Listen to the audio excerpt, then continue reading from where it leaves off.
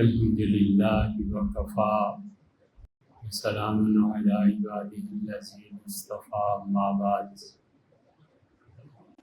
اللہ تعالیٰ نے انفرادی سطح پر مختلف افراد پہ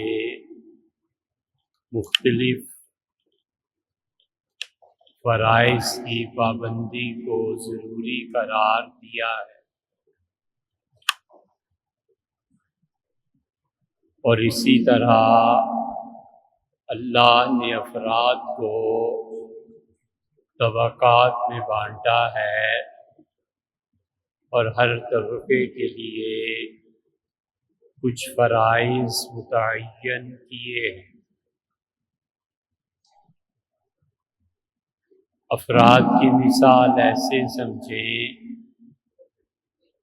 کہ ایک فرد جس کی ابھی تک شادی نہیں ہوئی، اس کے ذمے جو چیزیں ہیں اور جو فرائض ہیں وہ ایک الگ چیز ہے۔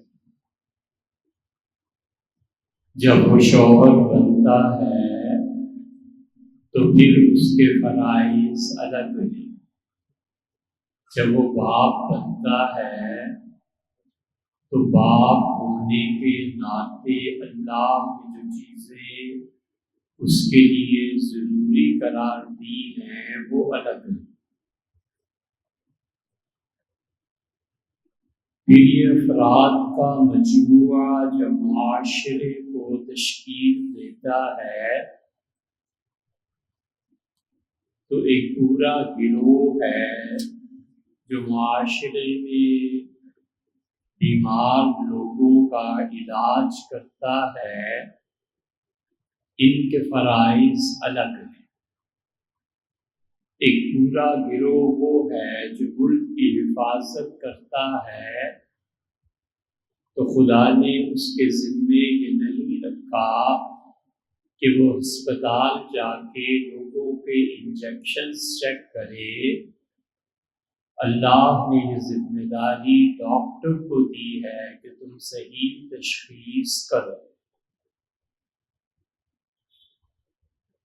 اس انسانی معاشرے کی تشکیل میں اللہ نے کچھ لوگوں کے متعلق قرآن کریم میں فرمایا ہے کہ آخر کیوں ایسے نہیں ہیں کہ تم میں سے کچھ لوگ اپنے شہروں سے نکلیں اور جا کر تعلیم حاصل کریں، سفر کریں علم کے لیے، اور پھر ان بستیوں میں واپس آئیں لیتفقہوا فی الدین، اور وہ دین کو خود بھی سمجھ کر آئیں اور لوگوں کو سمجھائیں۔ سو اللہ نے وہ لوگ جو اس ممبر کے وارث ہوتے ہیں ان کے ذمے یہ فرض قرار دیا کہ وہ دین کی سمجھ اور شعور لوگوں میں بیدار کریں، اور جن لوگوں کی یہ ذمہ داری ہے ان کا نام علماء ہو، ان کا نام مشائخ ہو، انہیں کسی بھی طبقے میں آپ رکھیں، لیکن ان کے ذمے یہ ضروری ہے کہ وہ لوگوں میں تعلیم کو اور شعور کو عام کریں۔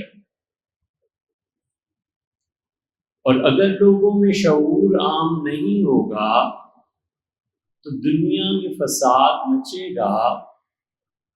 اور وہ شعور عام نہ ہونے کی وجہ سے زندگی کی ان چیزوں سے محروم ہو جائیں گے جو چیزیں اسے پروردگار تک پہنچاتی ہیں۔ اللہ تعالیٰ تک پہنچنے کے لیے مثلا ایک چیز علم کا ہونا ضروری ہے، اور ایسا ضروری ہے کہ کوئی بھی اس کا انکار نہیں کر سکتا۔ اسے پتا ہوگا کہ وضو میں اتنے فرائض ہیں، اسے پتہ ہوگا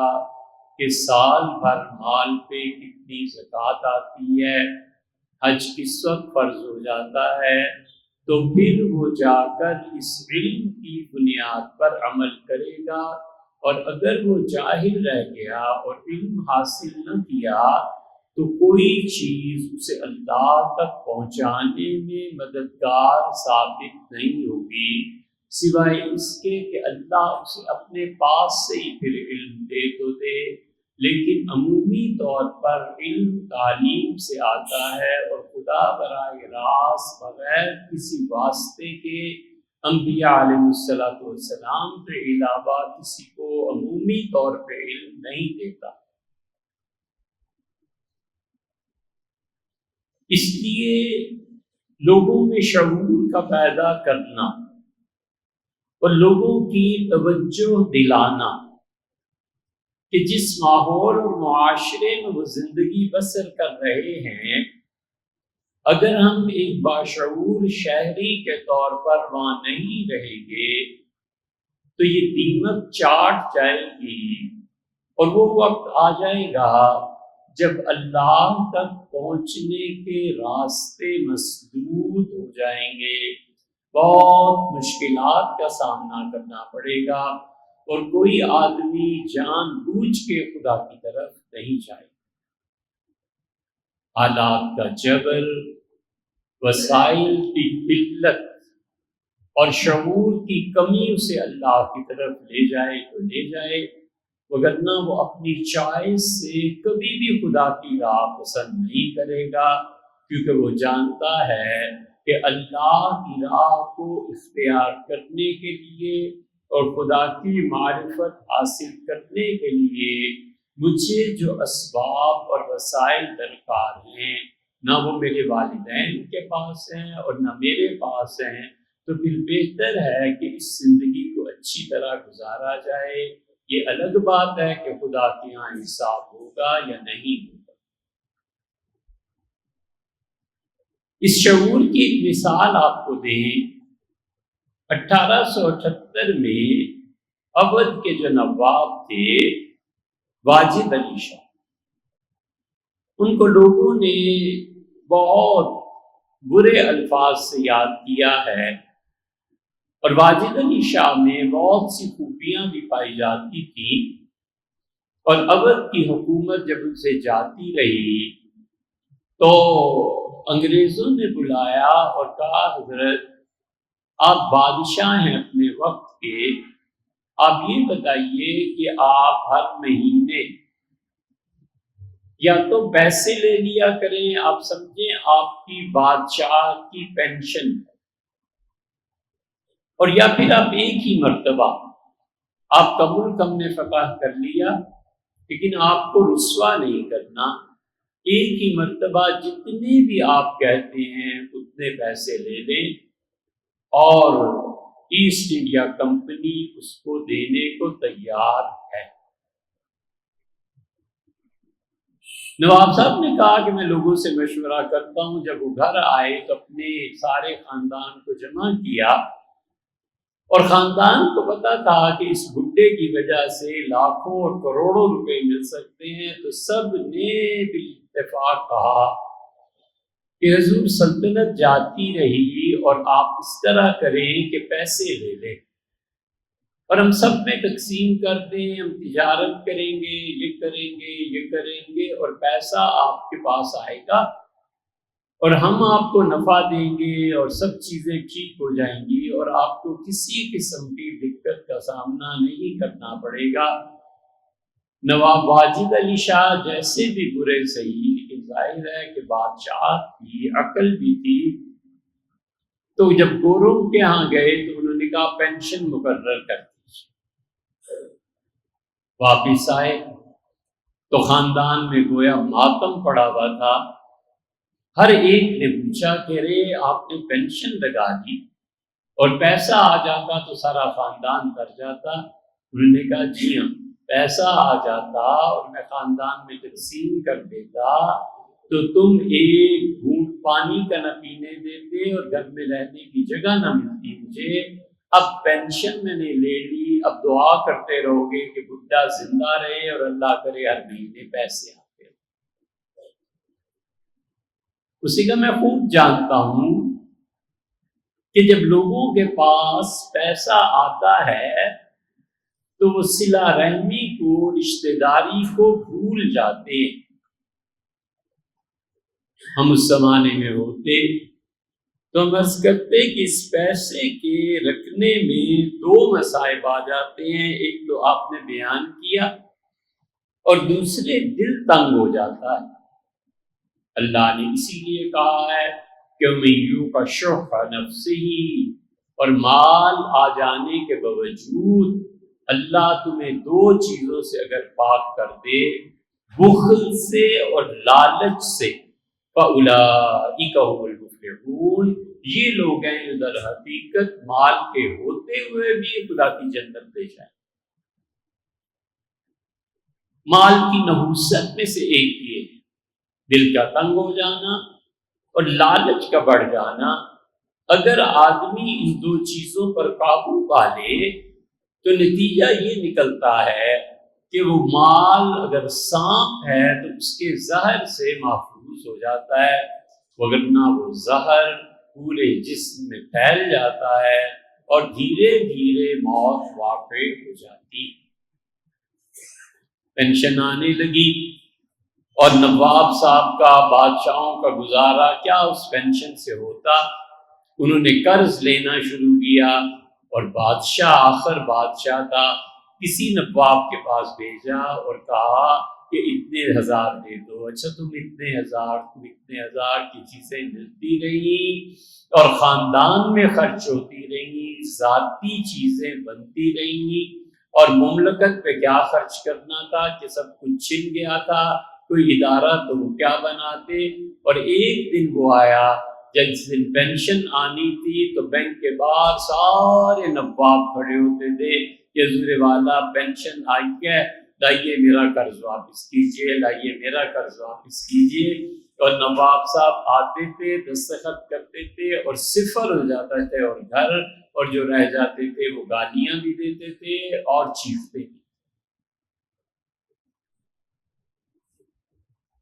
اس کا سب سے بڑا اثر کیا ہوا؟ اس کا سب سے بڑا اثر یہ ہوا کہ ان کی اولاد تعلیم سے محروم رہ گئی۔ بادشاہ ہمیشہ اپنی اولاد کی تعلیم و تربیت کے لیے چنے ہوئے اساتذہ رکھتے تھے۔ فرعون نے حضرت موسیٰ علیہ السلام کے لیے کیا کیا؟ حضرت موسیٰ علیہ السلام کو ایک تو علم جو اللہ نے دیا تھا، اور اللہ تعالیٰ نے فرمایا فَلَمَّا بَلَغَ أَشُدَّهُ، جب وہ اپنی جوانی کی طاقت اور زور پہ پہنچا تو ہم نے موسیٰ علیہ السلام کو علم بھی عنایت فرمایا اور موسیٰ کو عقل سے نوازا علیہ السلام۔ تورات یہ کہتی ہے کہ فرعون نے بڑے بڑے ٹیچرز مقرر کیے جنہوں نے حضرت موسیٰ علیہ السلام کو تعلیم دی۔ یہ ٹیوشن کی جو صورت ہے در حقیقت بادشاہوں کے یہاں یہی ہوتی ہے، اور بڑے بڑے اساتذہ آتے ہیں اور بادشاہوں کی اولاد کو پڑھاتے ہیں۔ دنیا میں ہمیشہ قاعدہ اور دستور یہ رہا ہے کہ حکمرانوں کو ملک کے اچھے برے جو بھی کام کرنے ہیں کریں، اور اولاد وہ تعلیم کے سپرد، اولاد وہ ادب سکھانے والوں کے سپرد۔ نواب صاحب نے پیسہ دینا تھا اور پیسہ دیتے رہے، فضول خرچیاں جاری رہیں اور اولاد تعلیم سے محروم رہ گئی۔ نتیجہ یہ نکلا کہ اگلی پشت جو آئی وہ بھیک اور ہاتھ پھیلانے پہ مجبور تھی۔ نواب کی اولاد میں کوئی نہیں تھا۔ اب اسی مثال کو ذرا سا واضح کر کے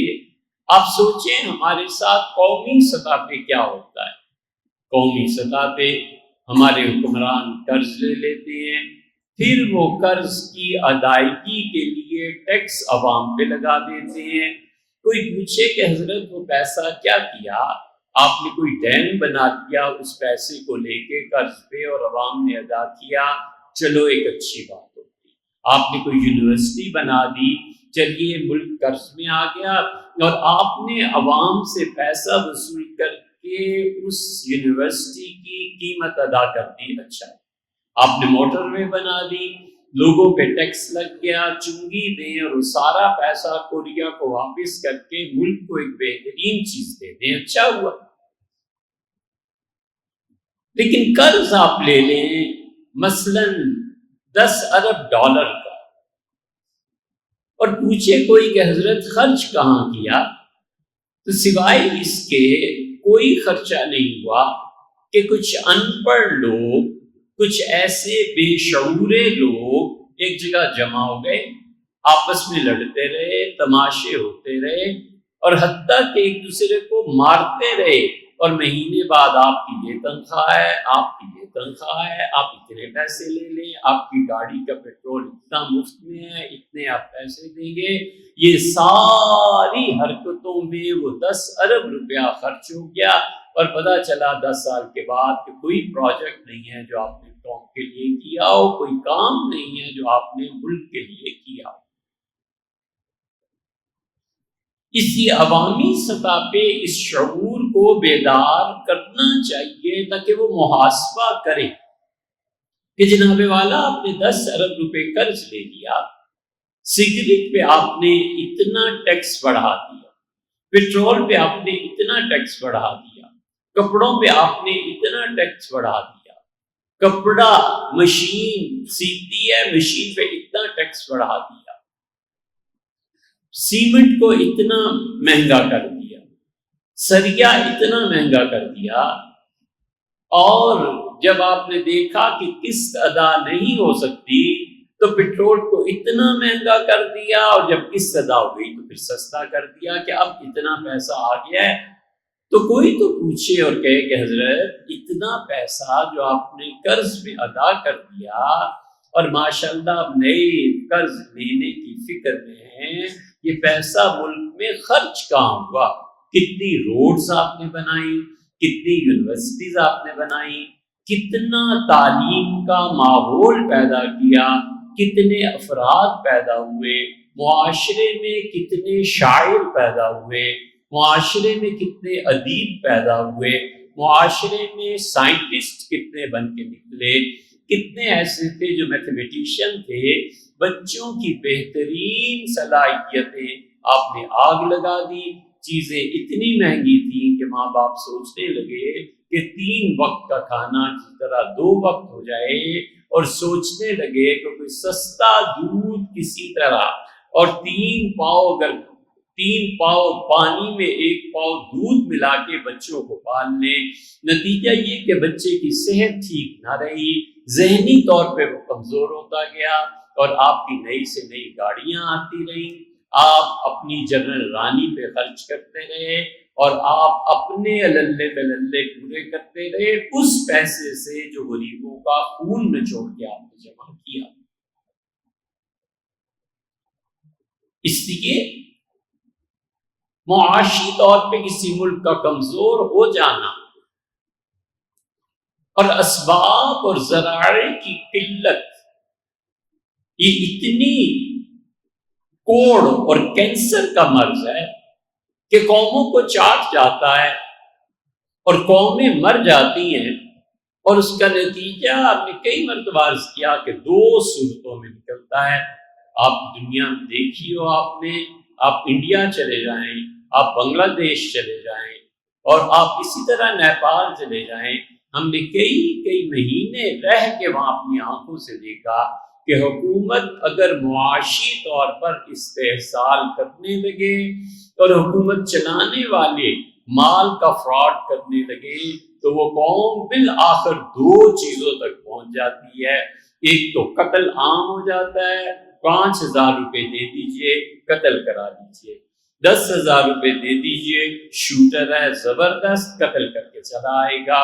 انسانی خون سستا ہو جاتا ہے، اور عورتوں کی عزت ٹکے میں بکنے لگتی ہے۔ اس پہ کچھ کہنے کی شاید بلکہ یقیناً ضرورت نہیں کہ ممبر ان چیزوں کی اجازت نہیں دیتا، اور آپ خوب سمجھتے ہیں ان 2 چیزوں کا ہوتا ہے ورود اور قوم اسی طرح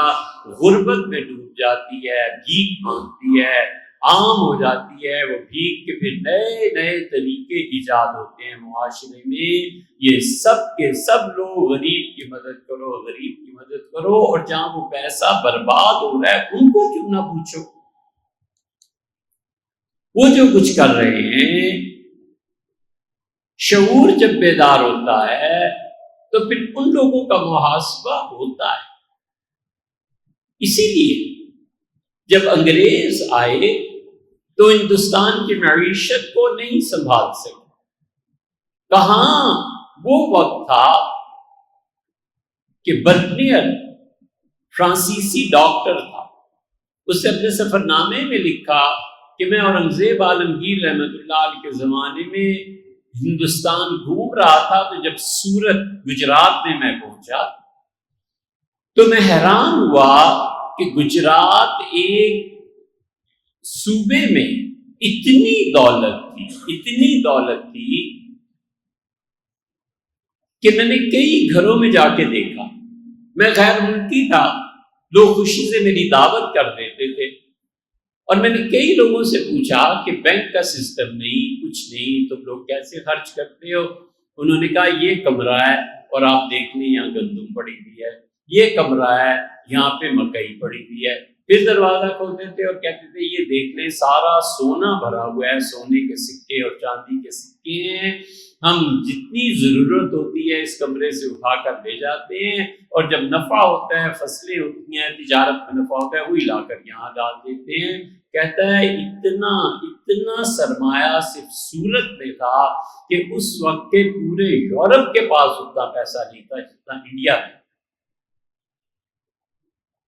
یہ پیسہ ایسٹ انڈیا کمپنی نے انگلینڈ منتقل کیا، اور یہاں کی معیشت بڑی بری طرح برباد ہوئی، اور وہ جو دھچکا لگا تھا وہ اب تک پورا نہیں ہو سکا، کیونکہ انگریزوں نے چاہا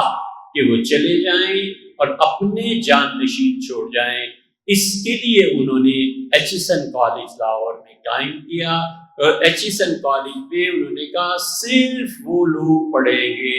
اور صرف ان کی اولادیں پڑھیں گی جو ہمارے نقش قدم پہ چلیں، اور نقش قدم پہ وہ چلے۔ یہ پنڈی کے نثار علی خان صاحب ہیں جو ہمارے وزیر خارجہ رہے، یہ وہیں کے پڑھے ہوئے ہیں، اور بہت سے لوگ بھٹو خاندان کے لوگ پڑھتے رہے، پرانے وزیر اعظم گیلانی صاحب کے بیٹے پڑھتے رہے، عمران خان صاحب پڑھتے رہے، یہ وہی ساری نسل آ گئی ہے، رنگ بدلا ہے، لیکن انہیں وہ پڑھایا جاتا ہے کہ کس طرح قوم کا خون چوس لیا جائے اور اپنے ذاتی اقتدار اور طاقت میں اضافہ کیا۔ 1857 کی جنگ آزادی ہوئی، اور نثار علی خان کے دادا پردادا انہوں نے مجاہدین کی نشاندہی کی کہ یہاں مسلمان چھپے ہوئے ہیں مارو ہی، یہاں مسلمان چھپے ہوئے ہیں مارو ہی۔ اور گیلانی صاحب ملتان والے دونوں، شاہ محمود قریشی اور یہ دوسرے گیلانی، ان کے آباء و اجداد نے بھی کام کیا، انہوں نے کہا یہاں اڈا ہے دہشت گردوں کا، انہیں مارو انہیں مارو انہیں مارو۔ اور انگریز ایسی قوم نہیں تھی کہ جو ان کے لیے خدمت کریں، انہیں نوازے نہیں۔ 12 بندوقوں کے ساتھ پولیس اور تھانے دار کو ان کے ماتحت کیا۔ فتح علی خان کا کیا نام تھا ان کا، چودھری نثار کو اچھی طرح پتا ہوگا، اس کے انڈر کر دیا، اور کیا سارے علاقے میں کہیں گولی چلاؤ کوئی پوچھنے والا۔ گیلانی صاحب کو بھی یہی حقوق ملے، ان کو تو بہت بڑا رقبہ ان کے آباء و اجداد کو وہاڑی سے ملا۔ چنانچہ تاریخ میں آتا ہے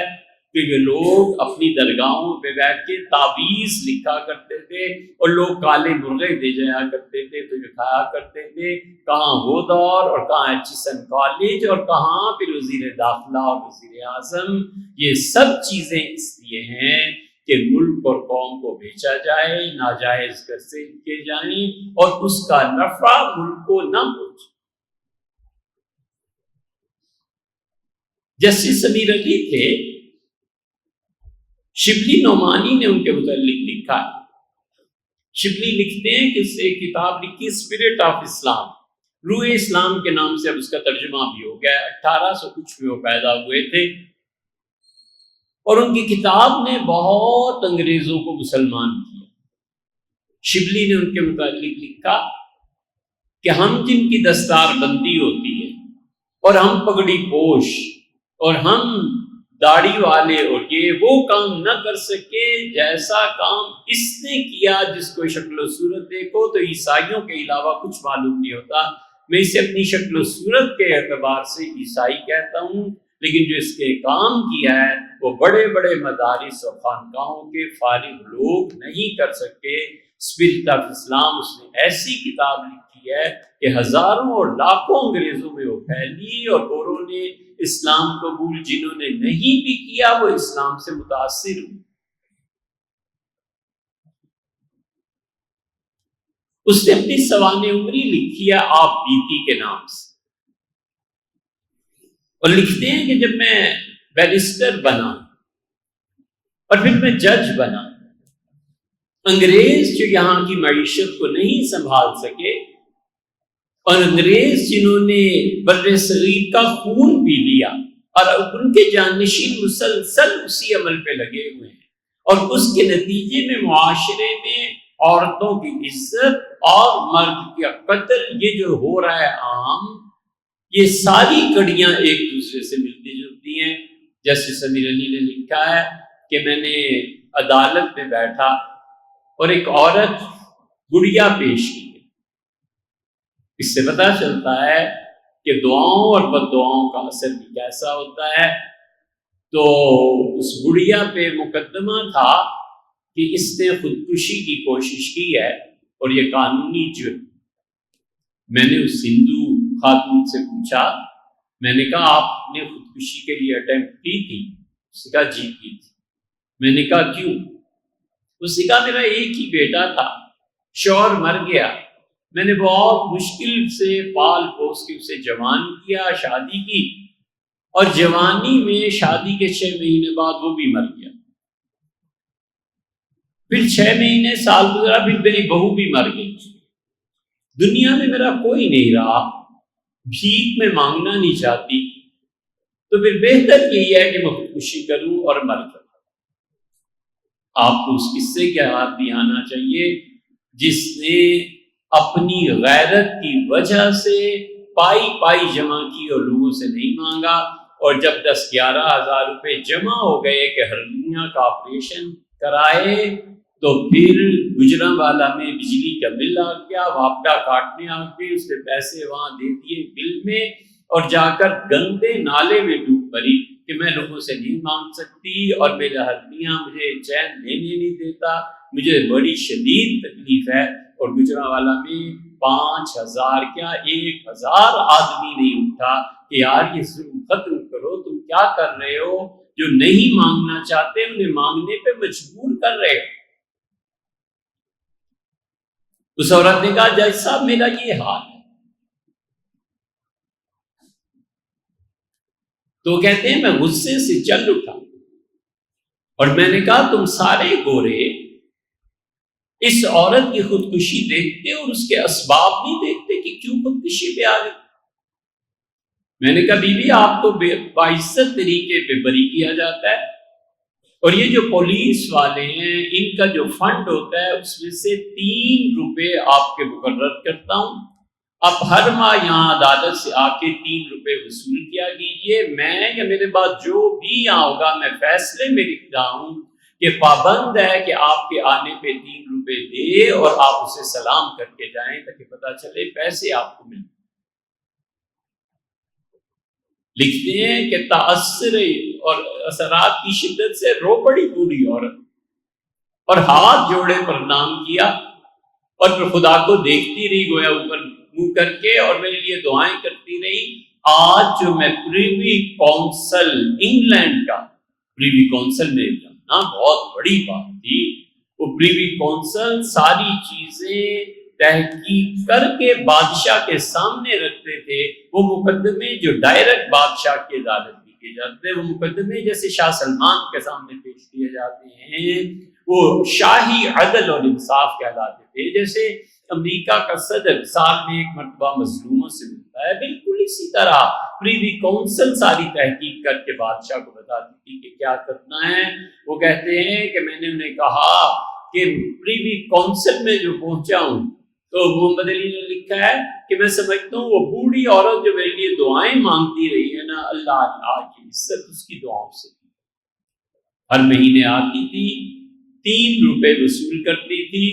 ہاتھ جوڑتی تھی اور ہر مرتبہ رو دیتی تھی وہ میرے لیے، اللہ نے مجھے عزت دی ہے کیونکہ میں نے اس سسٹم میں ایک عورت کی مدد۔ ایک اور واقعہ انہوں نے لکھا، کمال کی کتاب لکھی، سید تھے، خون میں وہ حرارت پائی جاتی تھی۔ یہ اب ایسے دانشور پیدا ہوئے ہیں، پہلے امت میں نہیں ہوتے تھے، جو کہتے ہیں کہ سید اور امتی سب برابر ہوتے ہیں، بھی قانونی طور پر برابر ہوتے ہیں، اس کا کس نے انکار کیا ہے؟ لیکن وہ جو خون کی ایک کشش اور خون کا وزن اور خون میں جو اوصاف مختلف قوموں کے پائے جاتے ہیں، فطری طور پہ پائے جاتے ہیں، نیچرلی پٹھان کا خون ہے، پنجابی کا خون ہے، سندھی کا خون ہے، انگریز کا خون ہے، یہ ساری چیزیں جو اللہ تعالیٰ نے نیچرلی قوموں میں تقسیم کی ہیں، آپ اس کا انکار کیسے کر سکتے؟ اب یہ دانشور ہمیں یہ سکھاتے ہیں۔ سید امیر علی نے لکھا ہے کہ لڑکی پیش کی گئی اور گورے لے کے آئے کہ اس پہ چوری اور لوٹ مار کا الزام ہے اور دفعہ فلاں اور فلاں کے تحت اسے عمر قید دی جائے یا سزائے موت دی جائے۔ تو میں نے دیکھا جوان گویا بچی تھی، میں نے کہا بیٹی آپ نے کہاں ڈاکہ ڈالا ہے، یہ کیا کیا کیا آپ؟ اس سے کہا جج صاحب ان سے پوچھ لیں، کسی سے پوچھ لیں کہ میرا شوہر نہیں ہے، میں بیوہ ہوں، 3 بچے ہیں، جب میرے بچے فاقے میں پڑ گئے اور میں فاقے میں پڑ گئی اور کوئی کھانے کی چیز نہیں تھی، تو میں گلی سے گزر رہی تھی محلے کے، اور اس ہندو نے چاول، آٹا، اناج سب چیزیں رکھی ہوئی تھی، تو میں نے بےتاب ہو کر اپنے بچوں کے لیے صرف ایک مٹھی چاول اٹھا لیے تھے اور اس نے میرے خلاف مقدمہ کر دیا ہے اور یہاں تک پہنچا ہے یہ لوٹ مار کا الزام۔ وہ کہتے ہیں جب میں نے تحقیق کی تو پتہ چلا واقعی ایک مٹھی چاول اس نے لے لیے تھے اور مقدمہ بنا کے لوٹ مار میں گرفتار کی گئی ہے۔ میں نے سخت ڈانٹ پلائی حکومت کے لوگوں کو اور گوروں سے کہا کہ تمہیں یہ شرم نہیں آتی کہ تمہاری معیشت کہاں جا رہی ہے؟ تم بیوہ عورتوں کے لیے، یتیم بچوں کے لیے کوئی بندوبست کرتے نہیں اور مقدمے اتنے بڑے بڑے لے آتے ہو۔ میں نے اس بچی کے لیے وظیفہ مقرر کیا اور میں نے کہا حکومت کی ذمہ داری ہے اور حکومت تمہیں اتنے پیسے دے گی، اور باعزت طریقے پہ رخصت کیا۔ ہمیشہ آتی تھی، اپنے بچوں کو پڑھاتی تھی، اپنے بچوں کو اس سے بڑا نام تعلیم میں پیدا کیا، اور کبھی بھی اس نے کہا میں مانگوں گی نہیں میرے بچے ذرا بڑے ہو جائیں، میرا بیوہ پن کی جو قربانی ہے میرے بچے پوری کر۔ ہم میں کیوں شعور نہیں ہے؟ ہمارے بچے نہیں تعلیم حاصل کر سکتے، ہمارے بچے اپنے اخراجات نہیں اٹھا سکتے۔ کون سے سرخاب کے پر لگے ہوئے ہیں امریکہ اور انگلینڈ کی یونیورسٹیز میں کہ بچے وہاں تعلیم حاصل کرنے جاتے ہیں محض اس لیے کہ آپ تعلیم کو اتنا پیسہ نہیں دیتے کہ وہ آپ کے پروفیسر یہاں آ کر پڑھانے کو فخر محسوس سمجھیں، کیونکہ وہاں ان کی تنخواہیں ٹیکس میں کٹتی ہیں، اور یہاں آپ اگر ٹیکس نہیں لگاتے ٹیچرز پہ تو اس کو پوری رقم بچتی ہے، اس سے تو پیسہ جمع کرنا ہے۔ یہ سب ان قرضوں کے لینے کی ذلت ہے، اور اس پہ اٹھ کے معاشیات کے ماہرین میں یہ سمجھانے لگے کہ اس ملک میں اتنی کیپیسٹی ہے کہ قرضوں کی ادائیگی کر سکتا ہے، تو کیپیسٹی آپ کس دن کام لائیں گے صاحب؟ 77 سال ہو گئے آپ کو قرضے لیتے ہوئے، کبھی حرام ہے جو آپ نے کہا ہو کہ اس ملک کا سونا بیچ کے، اس ملک میں یہ چیز کر کے، یہ چیز کر کے ہم قرضے اتاریں گے اور عوام پر ٹیکس نہیں لگے گا، عوام کون سا ان کو؟ اس اس لیے ہمیں چاہیے کہ ہم سوچیں ہم کس نظام میں زندگی بسر کر رہے ہیں، اور اگر ہم اتنا بھی نہ کریں کہ زبان سے بھی نہ بولیں، اس منبر کا کیا فائدہ ہے؟ اس منبر کی تقریروں سے کیا ہو جائے؟ ہر جگہ مذہب کا بہانہ بنا کے، ہر جگہ ہم نے اسلام چھوڑ دیا، یہ چھوڑ دیا، یہ چھوڑ دیا، اس لیے جی ہم بچے مسلمان ہو جائیں تو پھر رحمتیں کہاں سے برسنے لگیں گی یار؟ حدیث میں کیا ہے؟ حضور صلی اللہ علیہ وسلم نے فرمایا کہ اللہ نے حکم دیا کہ فلاں بستی کو الٹ دو، اور ان فرشتوں نے کہا وہ تیرا بڑا نیک اور عبادت گزار بندہ بھی اس میں ہے۔ اللہ نے فرمایا میں جانتا ہوں، لیکن تم نے دیکھا ہے اس نے اس معاشرے میں کبھی بھی کسی غلط کام پہ تنقید کی ہو، اس کی پیشانی پہ شکن تک نہیں آئی اور معاشرہ برباد ہوتا رہا، اس کو پہلے اور باقی بستی کو الٹو ہی نہیں، سب کو عذاب۔ آپ کیا سمجھتے ہیں یہ نمازیں اللہ کے عذاب سے بچا لیں گی، یا آپ کے جمعے اللہ کے عذاب سے بچا لیں گے؟ اللہ نے اپنے عذاب کی تین صورتیں سورہ انعام میں بیان کی ہیں۔ اللہ نے کہا کبھی عذاب ہم اوپر سے بھیج دیتے ہیں، کبھی عذاب لوگوں تمہارے پاؤں کے نیچے سے آ جاتا ہے، اور کبھی عذاب یہ آتا ہے کہ ہم تمہاری اپنی قوموں میں، ملکوں میں ایک ٹکڑے کو اٹھاتے ہیں، ایک فرقے کو دوسرے فرقے کے ساتھ ٹکرا دیتے ہیں، جنگ ہوتی ہے، لڑائیاں ہوتی ہیں، تم ایک دوسرے کو قتل کرتے ہو تاکہ تم مزہ چکھو ان اعمال اور کرتوتوں کا جو تم نے کی۔ یہ خدا کا عذاب نہیں۔ پارا چنار میں کیا ہو رہا ہے؟ یہ شیعہ ہے، یہ سنی ہے، 30 سال گزار دیے، نسلیں ختم کر دی لڑ لڑ کے آپس میں۔ یہ خدا کا عذاب نہیں، یہ خدا کا عذاب نہیں ہے کہ ہر محکمے میں لڑائی شروع ہو گئی ہے۔ ہم کیوں نہیں سمجھتے؟ آخر ہمیں شعور نہیں آتا۔ اس کی وجہ یہ بھی ہے کہ ہمارے ممبر اور ہمارے مذہبی لوگ، جن کو لوگ بہت سنتے اور سمجھتے ہیں، وہ اس کی نشاندہی نہیں کرتے کہ بھائی کم سے کم زبان سے تو کہو نا کہ یہ غلط بات ہے۔ اور اس کے بعد تیسرا درجہ ہے دل سے برا سمجھنا۔ سبحان اللہ، دل سے برا بھی سمجھو اور ووٹ بھی انہیں دے آؤ، یہ منافقت نہیں تو اور کیا؟